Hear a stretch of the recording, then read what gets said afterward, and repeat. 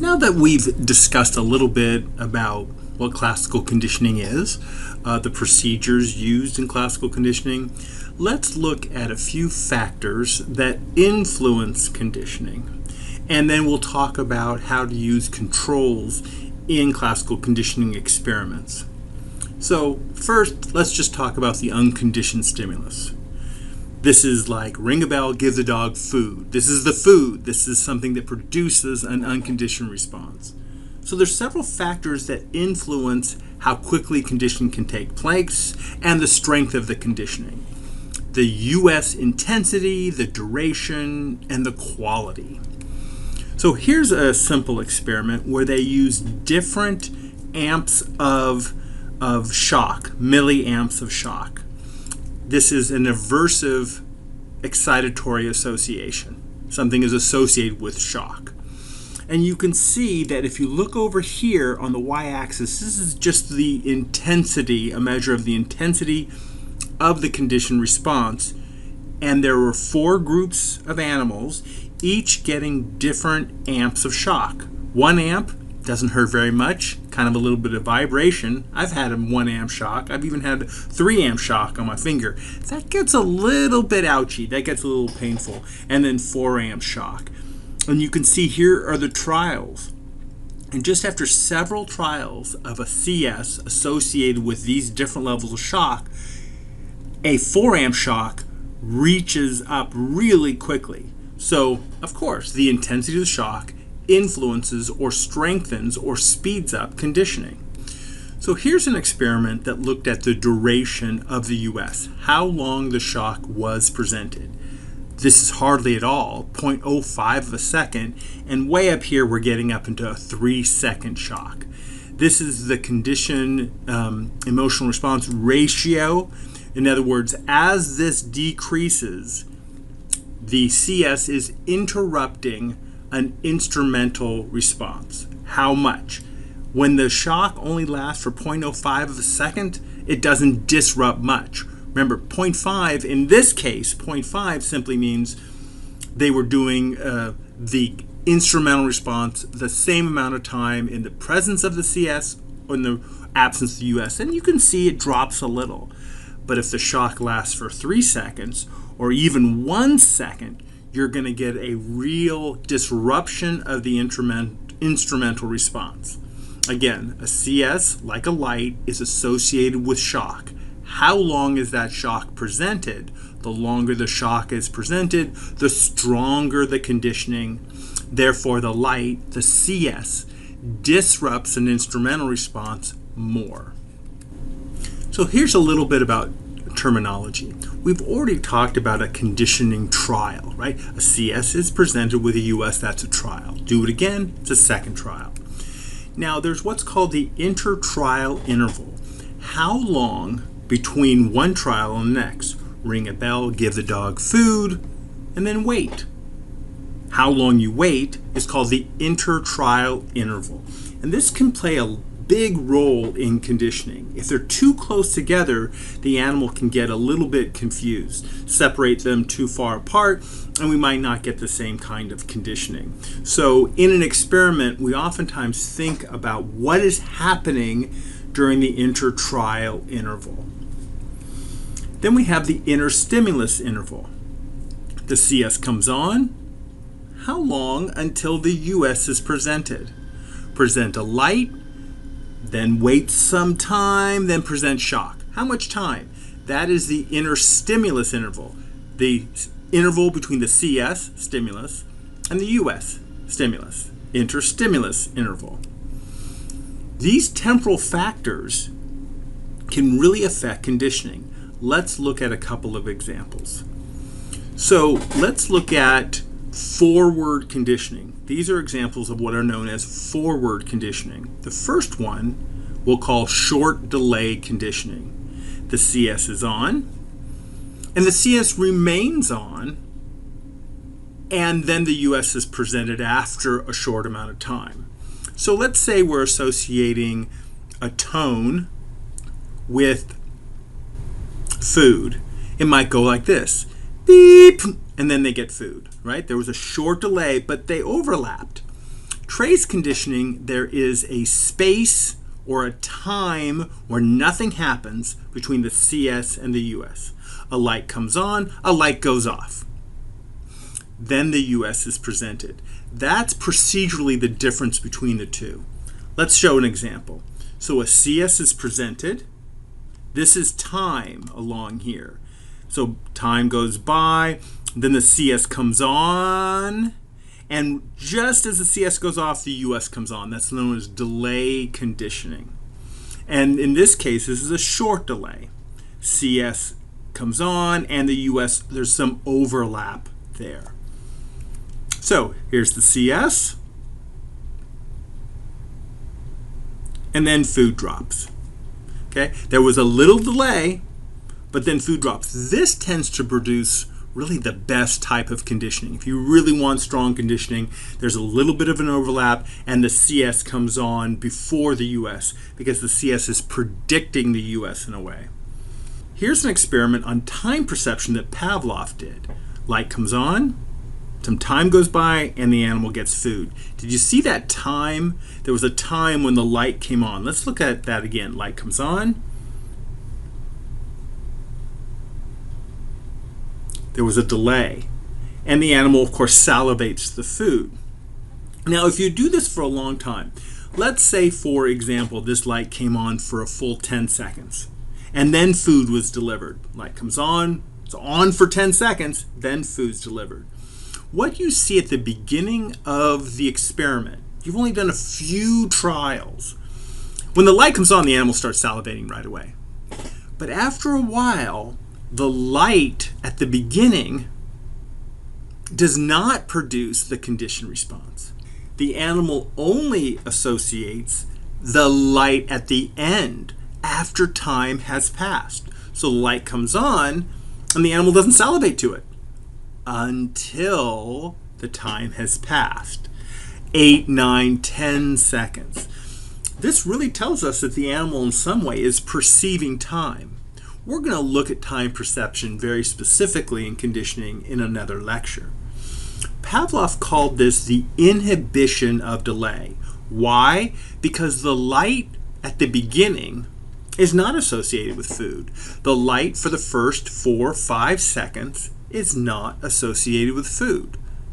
In fact, that time, the animal never gets food, so that time is a signal of non-reinforcement, a signal that no food is coming.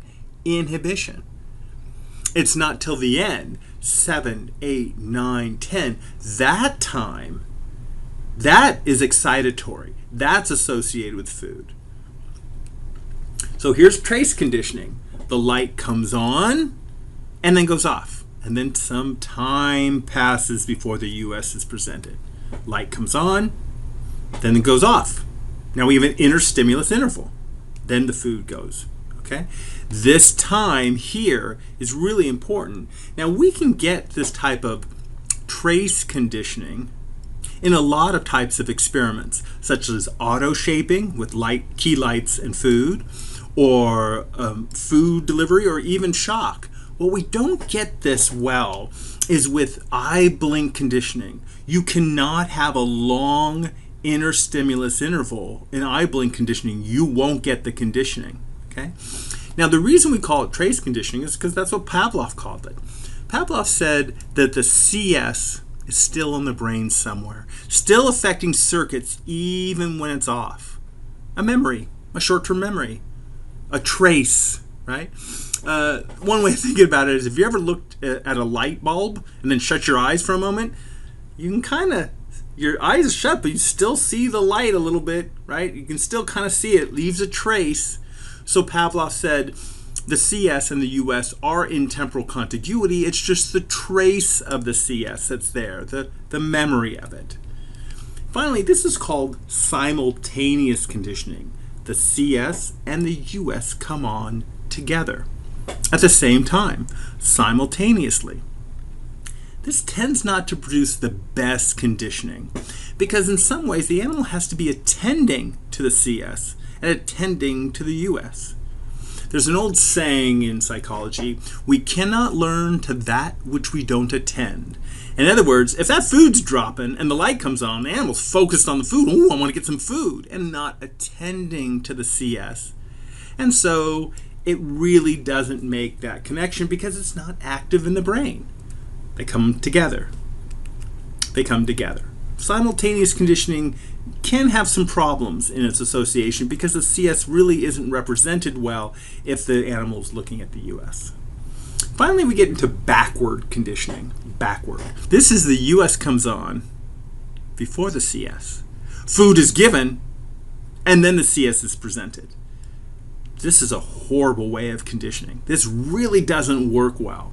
The CS, to have good conditioning, really needs to proceed or be active before the US. Food drops, and then the light comes on. And you want to know, did the animal make an association, the light and food? In autoshaping, you'd have a really difficult time creating associations. So here's an experiment a long time ago, very famous experiment with eye blink conditioning. They used backward conditioning as one of the groups. One group, forward conditioning, light comes on, animal's puffed in the eye. Again, we're not going to have a big trace there, we're not going to get it. We'll probably do forward short delay conditioning. I think that's what they did. And the other one, they get puffed in the eye and then the light comes on. And this is what they found. So these are the days of training. They got a lot of training each day. And this is the mean condition response, the probability percentage. And you can see on day one, boy, forward conditioning, that light comes on, puff of air, that light comes on, they are blinking. And it's a blinking almost 100%. Day 2, day 3, day 4, every time that light comes on, they're blinking. They're showing the condition response. But you train them all day on day 1, you're not getting anything. In this case, they get puffed in the eye, then the light comes on. Even on day 2, they hardly got any conditioning. It wasn't until a full day of 3 and 4 that they start showing conditioning there. That took a lot of training in backwards. You can still get it, but boy, it's tough. Okay, so how do we measure conditioning? Well, I know so far I've been kind of doing this. Light comes on, give the animal food, like in auto shaping, or ring a bell, give a dog food. And you bring the CS and the US together all the time in every trial. It's really not how it's typically done. Usually we do a few test trials. Let me give you an example, just with dogs and salivating. Ring a bell, give the dog food. Ring a bell, give the dog food. Ring a bell, give the dog food. Now ring the bell and see what happens. Okay, now go back. Ring the bell, give the dog food. Ring the bell, give the dog food. Ring the bell, see what happens. That's called a test trial, where the animal doesn't get food, but we're not really doing extinction because we're not doing a lot of the CS being presented without the US. We're just testing. Give it a little test. We can do this in the middle of training, or we can train them for many trials, and then once they've reached asymptotic levels, we then can test them up there. We can test the magnitude of the condition response. This is like salivation, or the degree to which a light associated with shock will reduce an instrumental response. How much, by how many lever pressing? That's in condition suppression, magnitude. So probability is oftentimes used. What's the probability of the animal pecking the key? Now, typically in experiments, we run many animals in the same experiment. Like if I ran experiments with honeybees, I'd maybe run 20 honeybees in the same experiment. Unless you're working with a very unique animal like a dolphin or a chimpanzee, you're going to run a lot of animals. And you might say, of the 20, what's the probability that any one of them will peck the key? So if you're working with birds and auto shaping and you run, let's say 20, and you find that after 5 trials, 5 of them happen to peck the key. Well, 5 out of 20 is 25%. And so you say the probability is about 25%. But let's say we've been conditioning them all day. And now out of the 20 animals, 18 of them peck the key. Well, now you would say that the probability is 90%, right? Latency is how long it takes them to respond. Latency means time to respond. And we can calculate that with a stopwatch. We oftentimes automate experiments, automate them, and so that we know the timing. Okay, so controls. What we want to do is we want to say that the CS is associated with the US or the UR. We want to say that we've created conditioning, that we've created the association. But it's possible that other factors could influence the animal's behavior. You know, what if you rang a bell and gave a dog food, but they don't make the association, they just got some food, and now they'll just salivate at anything. And you ring the bell and they salivate, they're like, I'll salivate at anything. I didn't associate the bell with food. I just am so happy I got some food that anything happens. You know, actually bump into your chair, I'm going to salivate, right? That might happen. So we want to really know that what we're doing is because of the association. So we need to run controls. Like any experiment, we have to have controls and control groups. We get what's called pseudo conditioning or reaction. That example of, hey, I just ate some food and now I'll salivate to anything. Or maybe I present a light and shock the animal and the light makes them scared. Well, you know what? They just got shocked. Anything will make them scared now. I'm just scared. Anything new. Right? We might get what's called neophobia. Anything new is going to scare me because I've just been hurt. So we get neophobia, we get all these other problems. I'm going to give you an example that I think is kind of fun, kind of makes a fun example. This was told to me as an anecdotal story, but I hear it's true. It was told to me by a professor. So somebody said that they classically condition a single-celled organism, a protozoa. Right? A special type called a paramecium. And everybody went, wait, hold on, you need a nervous system. You need a nervous system, a synaptic nervous system for classical conditioning and association. This animal doesn't have a nervous system. Wow, you got conditioning in a single-celled organism. That's amazing. That's amazing. And they published this. And somebody came along and said, yeah, you didn't control for this organism. It's not an animal, it's a paramecium. So that's a little paramecium. You've probably seen them in a biology class, and they take in little food through here, and you can see the little organelles, and they got the cilia. So here's the experiment. So in group 1, they used a little flask, and they put into a dish fluid filled with little paramecia, a little stirring rod, and on the end of the rod are bacteria. And these little organisms love eating bacteria. That's what they survive on. So they started moving over and chomping on the bacteria that was on this glass stirring stick. Yum, yum, yum. And the idea is, ooh, maybe they made an association. There is a stirring stick, and I associate that with bacteria or food. Stirring stick is in temporal contiguity with food. I see a stirring stick. I go to it because that's where I want to get food, because I have made that classical conditioning association. Again, these are single-celled organisms. They're not supposed to do this.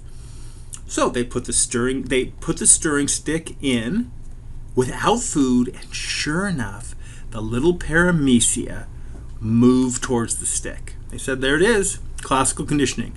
I paired the stirring stick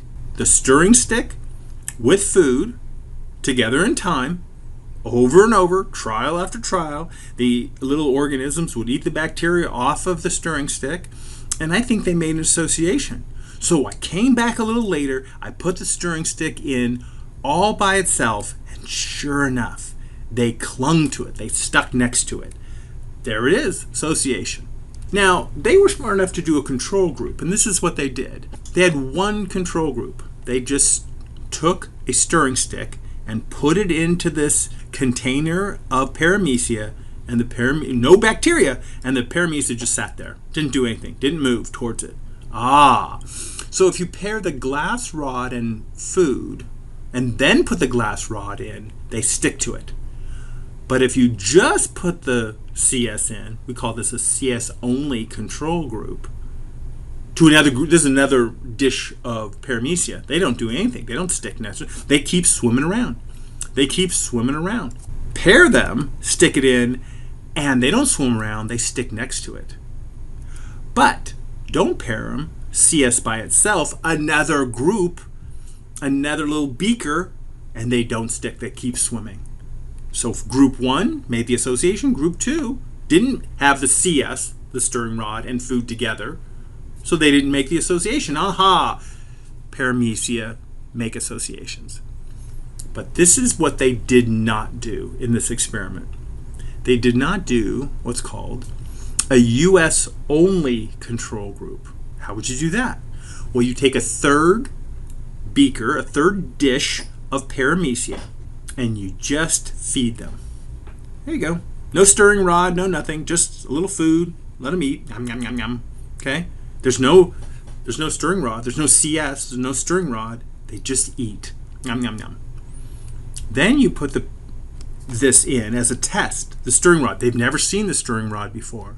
And what do? They cling to it. They cling to it.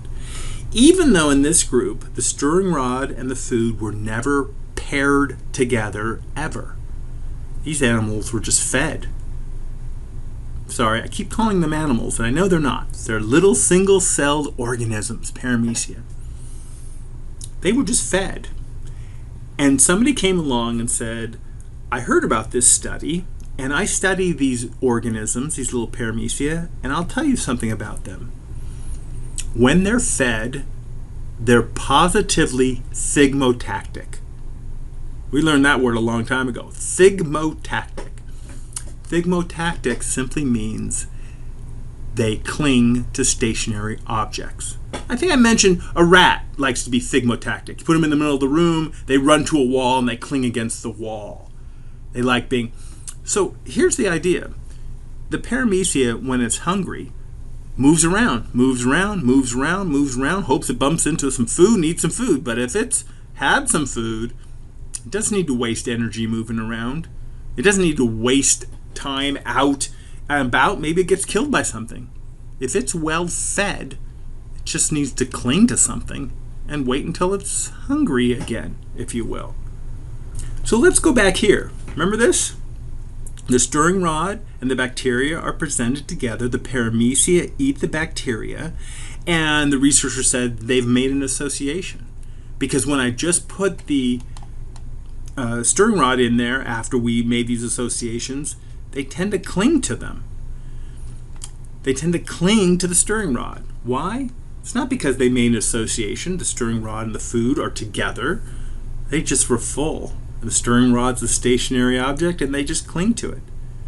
Well-fed paramecia just cling to things, not that they associate. So in this experiment, just feeding the organism, feeding a little paramecia, just makes them cling to things, not because of an association. The experimenters failed to see what the US alone does to the animal, or in this case, the little paramecia. Failed to control for the fact that well-fed paramecia are positively thigmotactic. I'm full, I'm just going to hang out by this wall here, okay? What looked like association, the stirring rod and bacteria associated, did not happen. What happened was the paramecia ate some food, and then whatever was around them that didn't move, they just kind of stuck next to.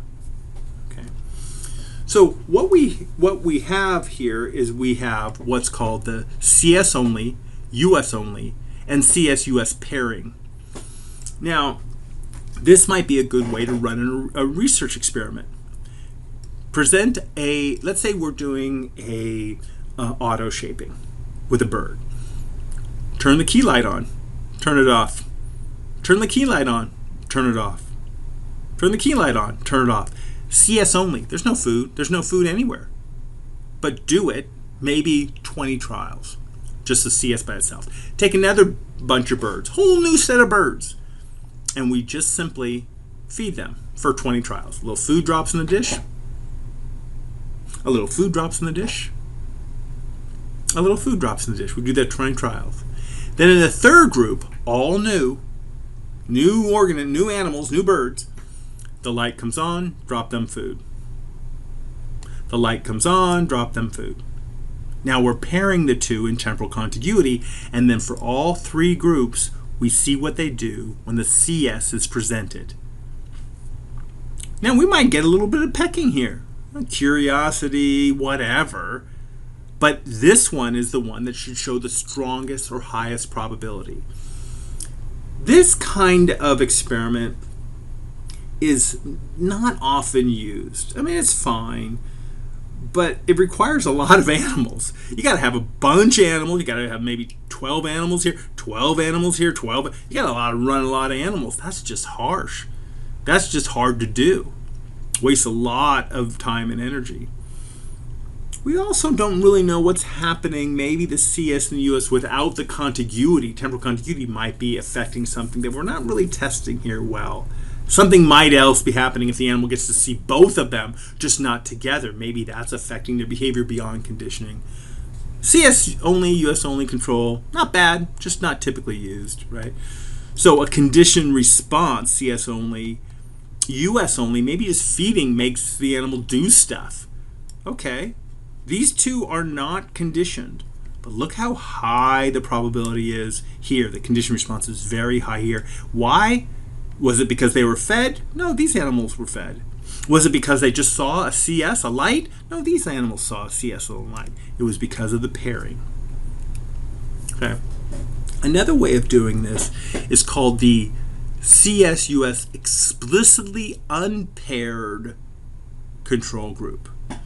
This is another procedure, explicitly unpaired. You have two groups. Now you've reduced your groups by one. You used to have three groups, now you have two. And in one group, you pair the CS and the US together. Light comes on, food. Light comes on, food. Maybe you do a nice delay conditioning.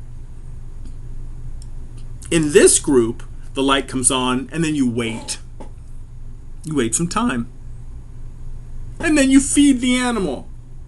And then you wait some time. You do not pair them in temporal contiguity. You separate them. They cannot be paired together. This is known as explicitly unpaired.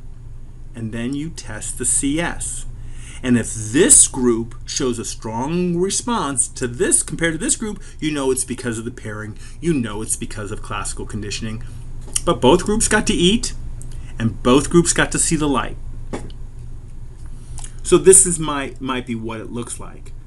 A plus, A plus, A plus, A plus, A plus, right? These are paired together. Remember, I used the letter A to represent a CS, like a light.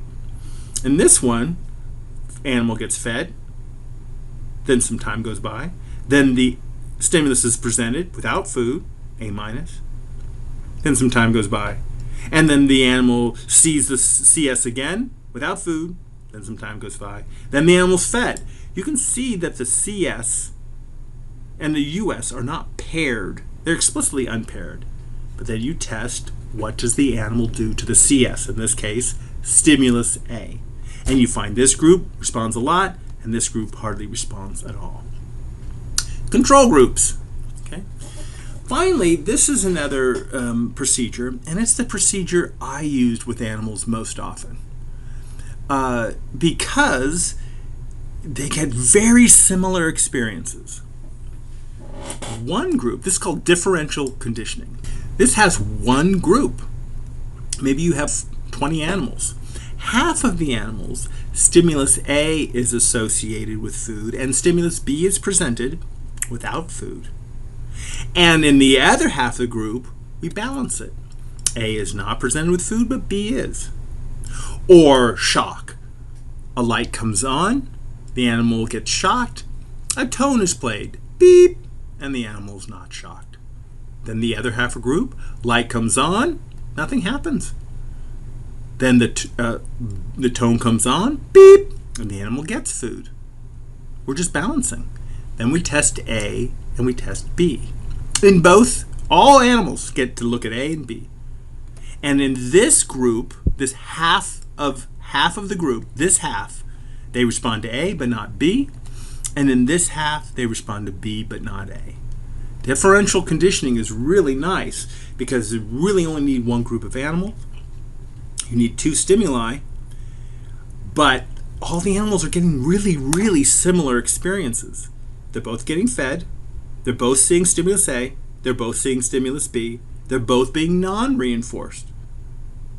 We just reinforce one stimulus in half of the group and the other stimulus in the other half and compare responses to both. Differential conditioning.